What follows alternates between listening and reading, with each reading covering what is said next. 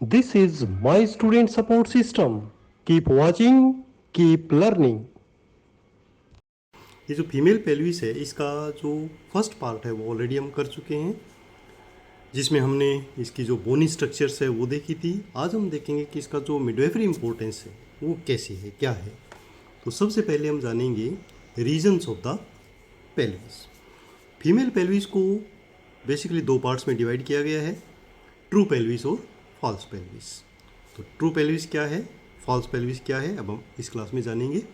True pelvis वो एक cavity है जिसमें डिलीवरी के दौरान जो फीटस है उसको पास होना होता है।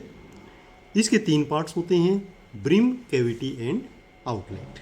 ठीक है, तो इस पिक्चर में आप देख सकते हैं जैसे ये ट्रू पेल्विस लिखा हुआ है, तो ये जो लाइन है यहाँ से ब्रिम होती है या इनलेट होता है, दूसरे शब्दों में हम कह सकते हैं। इसके बाद कैविटी और उसके बाद लास्ट में आउटलेट आएगा। तो पेल्विक ब्रिम को हम जान लेते हैं कि जो ये सरकमफ्रेंस या परिधि है ये लगभग राउंडेड होती है, इसे ही हम ब्रिम या पेल्विक इनलेट कहते हैं। ये रफली राउंड होता है, बस एंटीरियरली जहाँ सैक्रल प्रोमोंडरी है वहाँ छोटा सा एक प्रोमिनेंस अंदर की ओर आया हुआ होता है, प्रक्षेपित होता है। तो थोड़ा सा गोलाई जो है वो एबनॉर्मल हो जाती है, अदरवाइज ये राउंड ही होता है। उसके बाद हम देखते हैं कि ये जो पेल्विक ब्रिम है इस पे कुछ निश्चित पॉइंट्स होते हैं जिनके बारे में हमें जानकारी होनी चाहिए, और इन पॉइंट्स को हम कहते हैं लैंडमार्क्स। ठीक है, तो एग्जाम में प्रैक्टिकली कई बार पूछ लेते हैं कि ओके पेल्विस आपको दे दी जाती है कि चलो इसके लैंडमार्क्स बताओ। तो पेल्विक लैंडमार्क्स बेसिकली 9 होते हैं, जिसमें सबसे पहले आता है सिम्फाइसिस प्यूबिस, जहाँ पर दोनों ये प्यूबिक बोन्स जुड़ती हैं वो सिम्फाइसिस प्यूबिस है। उसके बाद एक उभरी हुई एक लाइन होती है जिसको हम बोलते हैं प्यूबिक क्रेस्ट। प्यूबिक क्रेस्ट के बाद एक छोटा सा उभार होता है जिसको प्यूबिक ट्यूबरकल कहेंगे। प्यूबिक ट्यूबरकल के बाद पेक्टिनियल लाइन आएगी, और पेक्टिनियल लाइन के बाद इलियोपेक्टिनियल एमिनेंस, एक उभार आएगा, और उसके बाद में एक इलियोपेक्टिनियल लाइन आएगी। ठीक है, इसके बाद ये सैक्रोइलियक जॉइंट है जहाँ पर सैक्रम और इलियम जॉइंट करते हैं। उसके बाद एला ऑफ सैक्रम है और सैक्रल प्रोमोंटरी है। ठीक है, तो ये ही सिस्टम इस तरफ होता है और यही सिस्टम इस तरफ होता है, राइट में भी और लेफ्ट में भी। तो ये 9 main landmarks of the pelvic brim है। ब्रिम के नीचे अगर अंदर जाते हैं कैविटी में तो वहाँ तो ये है पेल्विक कैविटी। ठीक है ना, second part of the true pelvis. वास्तविक श्रोणी या ट्रू पेल्विस की जो कैविटी है वो ऊपर पेल्विक ब्रिम से शुरू होती है और नीचे आउटलेट तक जाती है। आगे की ओर ये प्यूबिक बोन से बाउंडेड होती है, ठीक है ना, और पीछे की ओर जो है वो सैक्रम होता है। जो आगे की ओर इसकी जो गहराई होगी वो 4 सेंटीमीटर होगी, क्योंकि जो सिम्फाइसिस प्यूबिस है वो 4 सेंटीमीटर है। और पीछे की तरफ देखें तो ये त्रिकास्ती अर्थात ये जो सैक्रम है वो इसकी लंबाई बनाता है, और पीछे की तरफ इसकी जो लंबाई होती है वो 12 सेंटीमीटर होती है। ये जो मेजरमेंट है कि पीछे की तरफ 12 और आगे की तरफ 4, तो इसके कारण ही ये जो कैनाल है, जो पेल्विक कैविटी है, वो कर्व्ड होती है। ठीक है, उसके बाद इसकी अगर साइड वॉल्स देखें तो साइड वॉल्स किससे बनी होती है, एक तो जो बोन्स हैं उनके द्वारा और ऑब्ट्यूरेटर इंटरनल मसल के द्वारा, ठीक है, वो बनती हैं। ये जो पेल्विक कैविटी है इसमें पेल्विक ऑर्गन्स होते हैं, mainly rectum, bladder and other organs, obstetrical organs like uterus etcetera.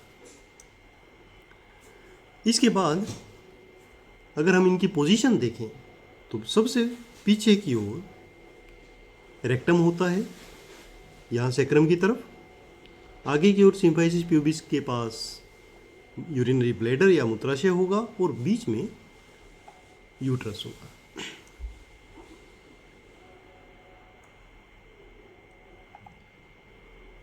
वैसे तो जो वेजाइनल स्ट्रक्चर है वो है, और उसके बाद में ऊपर की तरफ यूट्रस होता है। अब आते हैं हम आउटलेट पर। तो जो ट्रू पेल्विस है उसका लास्ट पार्ट एक अनियमित आकार का होता है और वहाँ पर आउटलेट होती है। आउटलेट बेसिकली दो टाइप की हो सकती है, एनाटॉमिकल आउटलेट और obstetrical outlet. Anatomical outlet bone से बनी होती है, जो प्रत्येक बोन का जो निचला लोअर एंड है वहाँ से हम अगर एक लाइन, इमेजरी लाइन बनाएं तो ये बनता है, और साथ ही में इसमें सैक्रोट्यूबरस लिगामेंट भी इसकी बाउंड्री बनाता है। अगर हम ऑब्स्टेट्रिकल आउटलेट देखें तो ऑब्स्टेट्रिकल आउटलेट क्या होगा, जिसकी ज़रूरत हमें डिलीवरी में पड़ेगी। तो एक्चुअल में जब फीटस बाहर आता है तो वो कौन से लैंडमार्क से बाहर आता है, वो हमारा ऑब्स्टेट्रिक आउटलेट होता है। इसमें जो ट्रू पेल्विस का जो सबसे संकीर्ण पार्ट, नैरोएस्ट पार्ट होगा, वो हम इसमें शामिल करते हैं, ठीक है। और ये भी ये डायमंड शेप का होता है। जो संकीर्ण पेल्विक स्टेट जो होती है वो सैक्रोकोक्सिजियल जॉइंट, इस्चियल स्पाइन और सिम्फाइसिस प्यूबिस की निचली सीमा के बीच में होता है, और ये एनाटॉमिकल आउटलेट से पहले होता है, ठीक है ना, थोड़ा सा ऊपर होता है, क्योंकि एनाटॉमिकल आउटलेट तो अप टू कॉक्सिक्स होता है, बट जो ऑब्स्टेट्रिक आउटलेट है वो अप टू जो सैक्रम की टिप होती है, फिफ्थ सैक्रल वर्टिब्रा, वहाँ तक होती है, क्योंकि डिलीवरी के टाइम कॉक्सिक्स थोड़ा सा पीछे की ओर चला जाता है और थोड़ा एक्स्ट्रा स्पेस हमें मिलता है। अब आती है false pelvis. False pelvis pelvic brim से ऊपर का एरिया है, और स्पेशली जो फ्लेयर्ड आउट पार्ट हमारा इलियम का होता है वहाँ पर ये बनती है, ठीक है ना। तो ये फॉल्स पेल्विस है, और इसमें बेसिकली एब्डोमिनल ऑर्गन्स होते हैं। मिडवाइफरी में इसका फॉल्स पेल्विस का कोई विशेष महत्व नहीं है। अब आते हैं पेल्विक डायमीटर्स, जो प्रैक्टिकली बहुत ही इंपॉर्टेंट है। थ्योरी में भी पूछ लेते हैं कि कौन सा डायमीटर कितना होता है नॉर्मली। तो पेल्विक डायमीटर हम लेते हैं, ब्रिम का भी डायमीटर लेते हैं, कैविटी का भी लेते हैं और आउटलेट का भी लेते हैं। तो सबसे पहले आता है पेल्विक ब्रिम के डायमीटर्स कौन से हैं। तो पेल्विक ब्रिम के मेन डायमीटर है एंटीरो पोस्टीरियर डायमीटर, या इसको हम कॉन्जुगेट डायमीटर भी कहते हैं। कई बार ये कॉन्जुगेट डायमीटर के नाम से आ जाता है और कई बार एंटीरो पोस्टीरियर डायमीटर के नाम से आता है। फिर ट्रांसवर्स डायमीटर आता है और फिर ओब्लिक डायमीटर आता है, ठीक है। तो इन तीनों को हम एक एक करके समझेंगे। जो एंटीरो पोस्टीरियर या कॉन्जुगेट डायमीटर है वो स्टार्ट होता है सैक्रल प्रोमोटोरी से और सिम्फाइसिस प्यूबिस तक। बट यहाँ पर हम देखते हैं कि इसमें भी तीन टाइप के होते हैं। कौन कौन सा? एक होता है एनाटॉमिकल कॉन्जुगेट, जिसकी जो मेजरमेंट होता है वो 12 सेंटीमीटर होता है, और इसको मेजर कहाँ से करते हैं? सैक्रल प्रोमोटरी से शुरू करके जो सिम्फाइसिस प्यूबिस का अपर एंड है वहाँ तक इसको मेजर करेंगे। इस पिक्चर में हम देख सकते हैं ये वाला मेजरमेंट, ठीक है। इसको ट्रू कॉन्जुगेट या एनाटॉमिकल कॉन्जुगेट भी कहेंगे। फिर है ऑब्स्टेट्रिकल कॉन्जुगेट। ऑब्स्टेट्रिकल कॉन्जुगेट मतलब एक्चुअल जो स्पेस हमें कितना मिलेगा फीटस को, जो फीटल हेड है उसको पास होने के लिए, तो वो होगा सैक्रल प्रोमोटरी से लेकर और जो थोड़ा सा टिप से पीछे सिम्फाइसिस प्यूबिस के बीच में जो लोवेस्ट और स्मॉलेस्ट स्पेस होगा उसको हम ऑब्स्टेट्रिक कॉन्जुगेट कहेंगे। इसकी जो लेंथ होती है नॉर्मली 11 सेंटीमीटर होती है और ये थोड़ा सा नीचे होगा। यह जो मेजरमेंट है ये हमारे लिए मिडवाइफरी में इंपॉर्टेंट है, क्योंकि यहीं से ही, इसी स्पेस से ही होकर फीटस को गुजरना होगा, ठीक है। उसके बाद हमारा आता है इंटरनल कॉन्जुगेट और डायगोनल कॉन्जुगेट। ये कॉन्जुगेट होता है अगेन स्टार्ट तो वहीं से ही होगा सैक्रल प्रोमोटरी से, बट ये आएगा जो सिम्फाइसिस प्यूबिस का लोअर एंड है वहाँ तक, ठीक है। और ये अप्रोक्सीमेटली होता है हमारा 12 सेंटीमीटर। इसको हम प्रैक्टिकली असेस कर सकते हैं जब हम पीवी एग्जामिनेशन करते हैं। अब आता है ओब्लिक डायमीटर्स। ओब्लिक डायमीटर कौन से हैं? तिरछे, ठीक है। यह एक तरफ का जो इलियोपेक्टिनियल एमिनेंस है वहाँ से शुरू करेंगे, ठीक है। इलियोपेक्टिनियल एमिनेंस से कहाँ तक? सैक्रोइलियक जॉइंट तक, ठीक है। तो ये दो होंगे, एक लेफ्ट साइड में और एक राइट साइड में, ठीक है ना। राइट ओब्लिक डायमीटर और लेफ्ट ओब्लिक डायमीटर, और इनका जो मेजरमेंट होता है वो 12 सेंटीमीटर होता है, ठीक है ना। जो लेफ्ट साइड का ओब्लिक डायमीटर है या बायां है उसको हम कहाँ से मेजर करेंगे? लेफ्ट साइड के सैक्रोइलियक जॉइंट से, और राइट साइड वाले ओब्लिक को हम शुरू करेंगे राइट सैक्रोइलियक जॉइंट से, ठीक है ना। इस प्रकार हमारा ये ओब्लिक डायमीटर होगा। ब्रिम का लास्ट डायमीटर इंपॉर्टेंट जो है वो है ट्रांसवर्स डायमीटर। ट्रांसवर्स डायमीटर वो स्पेस होगा पेल्विक ब्रिम पे जो सबसे ज़्यादा है, ठीक है ना। और ये पूरा हम मेजरमेंट उस स्पेस को करेंगे जहाँ हमें मैक्सिमम लेंथ मिलती है, और ये कितनी होती है 13 सेंटीमीटर। अब ये बेसिक जो 3 डायमीटर होते हैं, इसके अलावा एक डायमीटर हम और भी स्टडी करते हैं जिसको हम सैक्रोकोटाइलॉइड डायमीटर कहते हैं। ये इस डायमीटर काफ़ी इम्पोर्टेंट है क्योंकि कई बार जो फिटल हेड है वो यहाँ भी अरेस्ट हो जाता है, अटक जाता है। ये कहाँ है?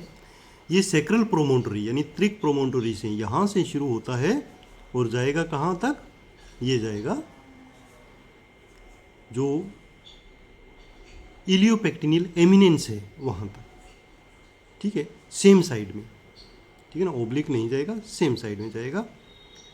तो ये हो गया आपका लेफ्ट सैक्रोकोटाइलॉइड, और इधर एक हो जाएगा राइट सैक्रोकोटाइलॉइड डायमीटर, ठीक है। तो इसको आप वैसे समझ सकते हैं, जान सकते हैं अपनी नॉलेज के लिए, बट बेसिकली 3 डायमीटर ही पूछे जाते हैं, एपी या conjugate diameter, oblique diameter and transverse diameter. उसके बाद डायमीटर्स पेल्विक कैविटी के आ जाते हैं। तो पेल्विक कैविटी के जो डायमीटर्स हैं उसको मेजरमेंट प्रैक्टिकली पॉसिबल नहीं है, बट वो मानते हैं कि जो पेल्विक कैविटी है वो राउंडेड होती है, और सारे के सारे इसके डायमीटर, चाहे वो एपी हो, ओब्लिक हो या ट्रांसवर्स हो, वो सारे के सारे क्या होते हैं? 12 सेंटीमीटर होते हैं। अब आते हैं डायमीटर्स ऑफ आउटलेट, और ये काफ़ी इंपॉर्टेंट है। डायमंड शेप्ड जो हमारी आउटलेट है उसमें 3 डायमीटर हो सकते हैं। अगेन एपी मतलब एंटीरो पोस्टीरियर, ओब्लिक और ट्रांसवर्स। एंटीरो पोस्टीरियर डायमीटर की यदि बात करें तो ये सिम्फाइसिस प्यूबिस की जो लोअर एंड है वहाँ से शुरू होकर सैक्रोकोक्सीजियल जोड़ तक होता है, और आउटलेट में ये सबसे बड़ा डायमीटर है जिसका मेजरमेंट 13 सेंटीमीटर है। क्योंकि जो प्रसव के दौरान कोक्सिक्स थोड़ा पीछे की ओर मुड़ जाता है, इसलिए यही वाला वो मेजरमेंट है जो डिलीवरी के दौरान सबसे ज़्यादा स्पेस हमें अवेलेबल करवाता है। उसके बाद आता है ओब्लिक डायमीटर। ओब्लिक डायमीटर में कोई निश्चित पॉइंट्स नहीं होते हैं, प्रॉपर मेजरमेंट उसका नहीं देख सकते हैं, फिर भी हम ये मानते हैं कि जो ऑब्ट्यूरेटर फोरामेन है और सैक्रोस्पाइनस लिगामेंट है उसके बीच में ओब्लिक डायमीटर होता है, और ये 12 सेंटीमीटर का होता है। ट्रांसवर्स डायमीटर की यदि बात करें तो ये इस्चियल स्पाइन्स जो होंगे दोनों, उनके बीच में होता है, और ये 10 से 11 सेंटीमीटर का हो सकता है।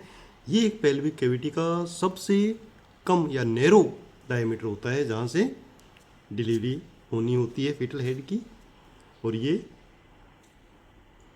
पेल्विक डायमीटर सबसे कम पेल्विक डायमीटर मान सकते हैं, और इस्चियल स्पाइन के लेवल पर होता है।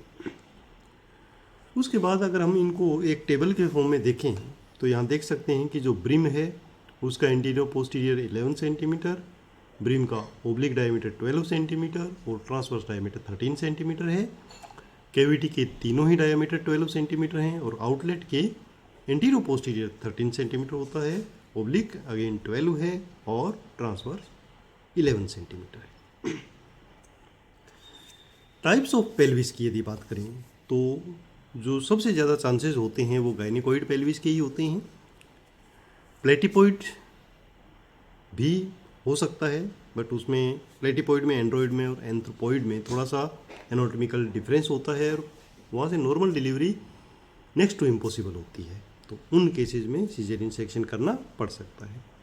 अगर इनकी हम डिटेल देखें तो हमें पता लगेगा कि जो गायनिकोइड का पेल्विस का जो ब्रिम है वो राउंडेड होता है, एंड्रॉइड का हार्ट शेप, एंथ्रोपॉइड का लॉन्ग ओवल एंड प्लेटिपॉइड का किडनी शेप। इसी प्रकार जो 4 पेल्विस है, मतलब जहाँ से पेल्विस की शुरुआत होती है उसमें ज़्यादा स्पेस गायनिकोइड में होता है, एंड्रॉइड और एंथ्रोपॉइड दोनों नैरो होती हैं और प्लेटिपॉइड वाइड होती है। साइड वॉल्स की बात करें तो गायनिकोइड में स्ट्रेट होंगी तो डिलीवरी के लिए ईजी है, बट एंड्रॉइड में वो कन्वर्जेंट होंगी, आगे की ओर होंगी, एंथ्रोपॉइड और प्लेटिपॉइड में डाइवर्जेंट होंगी। इस्चियल स्पाइन गाइनिकॉइड में ब्लंट है, बट एंड्रॉइड में प्रोमिनेंट है, एंथ्रोपॉइड और प्लेटिपॉइड में भी ब्लंट है। शियाटिक नोच गाइनिकॉइड में राउंडेड है, एंड्रॉइड में नैरो, एंथ्रोपॉइड में वाइड और प्लेटिपॉइड में भी वाइड। सब प्यूबिक एंगल की यदि बात करें तो सब प्यूबिक एंगल गाइनिकॉइड में परफेक्ट है 90 डिग्री, एंड्रॉइड में 90 डिग्री से कम है और एंथ्रोपॉइड और प्लेटिपॉइड में 90 डिग्री से ज़्यादा है।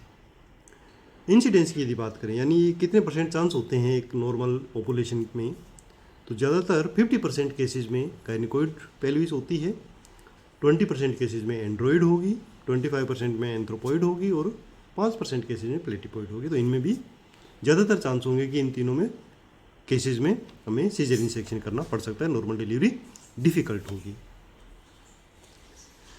कुछ अदर वेरिएशंस देखें तो उसमें भी काफ़ी प्रॉब्लम्स होती हैं। जैसे एक टाइप की पेल्विस आती है, बहुत ही रेयर है वैसे तो, हाई एसिमिलेशन पेल्विस। ये उस समय होता है कि जब जो फिफ्थ हमारा लंबर वर्टिब्रा है वो फ्यूज हो जाता है सेक्रम के साथ, और इस कारण जो इंक्लाइनेशन है वो इंक्रीज हो जाता है। इसके कारण जो फीटल हेड है वो एंगेज नहीं हो पाता।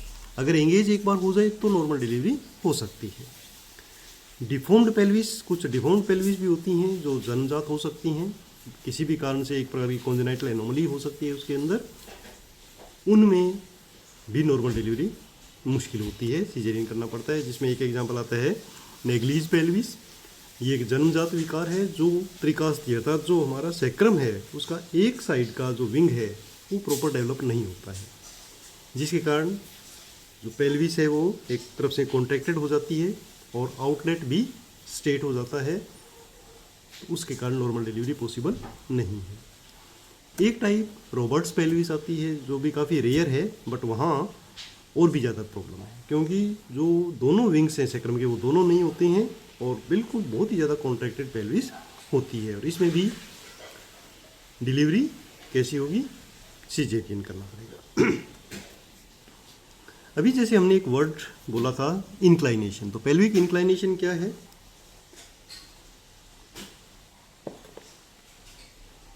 जब एक फीमेल सीधी खड़ी होती है तो पेल्विस एक एंगल पे होती है, ठीक है ना, उससे ही हम पेल्विक इंक्लाइनेशन कहते हैं।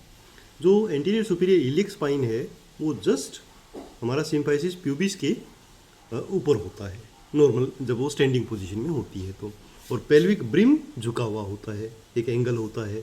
यदि हम सेक्रल प्रोमोन्ट्री और सिम्फाइसिस प्यूबिस का जो अपर पोर्शन है वहाँ से एक लाइन खींचें तो वो 60 डिग्री एंगल बनाएगा। इसी प्रकार यदि पेल्विक कैविटी यानी जो हमारा सेक्रम है उसके बीच से लेकर अगर सिम्फाइसिस प्यूबिस के बीच तक एक लाइन खींचें तो वो 30 डिग्री का एंगल बनाएगी। और यदि महिला लेटी हुई स्थिति में है तो ये सेम एंगल बनेंगे हॉरिजॉन्टल पोजीशन में, ठीक है। तो जब हम पेट की जांच करते हैं, एब्डोमिनल एग्जामिनेशन करते हैं, तो हमें ये ध्यान रखना चाहिए कि किस एंगल पे पेल्विस होगी। अब आते हैं पेल्विक प्लेन्स एंड एक्सिस। तो प्लेन्स क्या है? ये इमेजिनरी लाइंस हैं।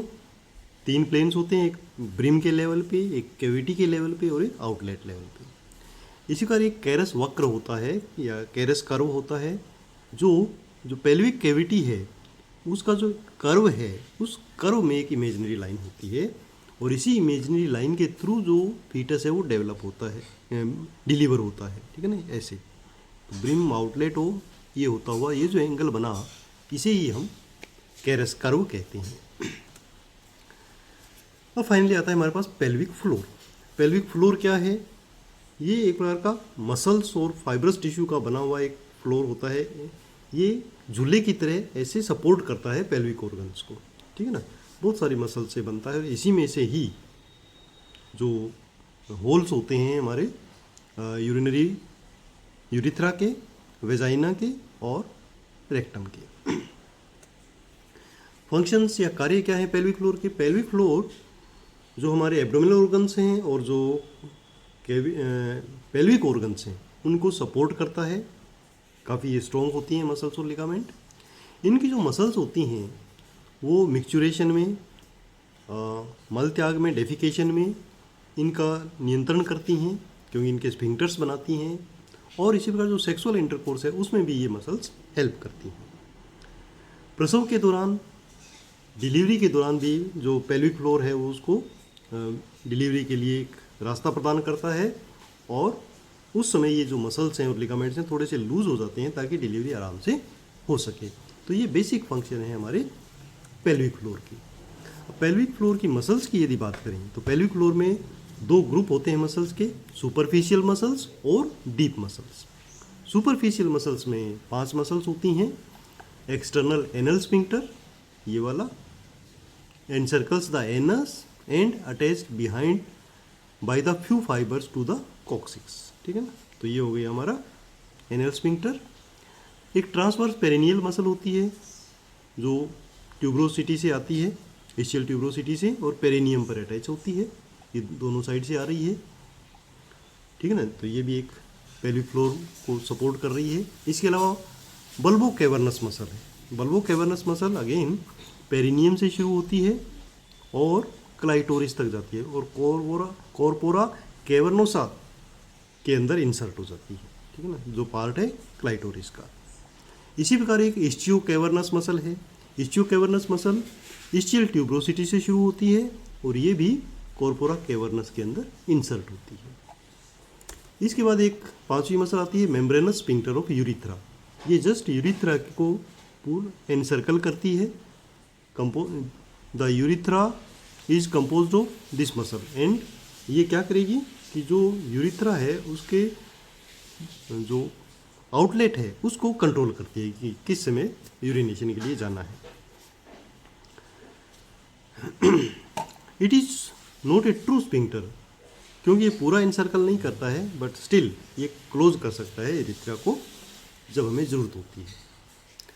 डीप लेयर मसल्स की यदि बात करें तो डीप लेयर में हमारे पास 3 पेयर है मसल की, यानी 6 मसल्स हैं, और इनको, इस पूरे ग्रुप को हम लेवेटर एनाई बोलते हैं। लेवेटर एनाई मसल का मतलब क्या है कि जो एनस को एलिवेट कर सकें, ठीक है ना। इसमें सबसे पहले आता है प्यूबो कोक्सीजियस मसल, ठीक है। Pubococcygeus muscle passes from the pubis to coccyx, ठीक है। तो ये प्यूबो कोक्सीजियस मसल है। उसके बाद आती है हमारे पास इलियो कोक्सीजियस मसल, जो इलियम से शुरू होती है और कोक्सिक्स तक जाती है। और तीसरे नंबर पर आती हैं इस्चियो कोक्सीजियस मसल, जो इस्चियल स्पाइन से शुरू होती हैं और पीछे कोक्सिक्स तक, और कुछ पार्ट जो हमारा सेक्रम के लोअर पार्ट से भी अटैच होता है। पेल्विक फ्लोर मसल से तो बना हुआ है ही मेनली, बट बीच बीच में उसमें सॉफ्ट टिश्यू भी होते हैं जो बीच में बचे हुए गैप को फिल करते हैं। ये एक loose areolar tissue, connective tissue होता है। बल्बो कैवर्नस, इस्चियो कैवर्नस और जो ट्रांसवर्स पेरिनियल मसल हैं उनके बीच में जो स्थान होता है वहाँ पर ये टिश्यू होता है, उसको हम, जो एक स्पेस बनता है उसे हम त्रिकोणीय लिगामेंट या ट्रायंगुलर लिगामेंट भी कहते हैं। उसके बाद एक बॉडी है, एक पार्ट है पेल्विक फ्लोर का, पेरिनियल बॉडी, ठीक है ना। ये पेरिनियल बॉडी काफ़ी हार्ड स्ट्रॉन्ग होती है, जो मस्कुलर अटैचमेंट और एक फाइब्रस टिश्यू से मिलकर बनी है, ठीक है। ये पिरामिड शेप की होती है, जिसका साइज लगभग 4 सेंटीमीटर होता है। काफ़ी जो मसल्स पेल्विक फ्लोर की हैं वो इससे अटैच होती हैं, ठीक है, और एक जुड़ाव महसूस करती हैं, एक सपोर्ट महसूस करती हैं सब। तो ये सारी की सारी डिटेल हमारी हुई फीमेल पेल्विस के बारे में। ज़्यादातर जो क्वेश्चन है थ्योरी में, प्रैक्टिकल में इसी से ही आते हैं, तो आप इसका प्रैक्टिस करें, बार बार इस वीडियो को देखें और समझें। My student support system. Keep watching, keep learning.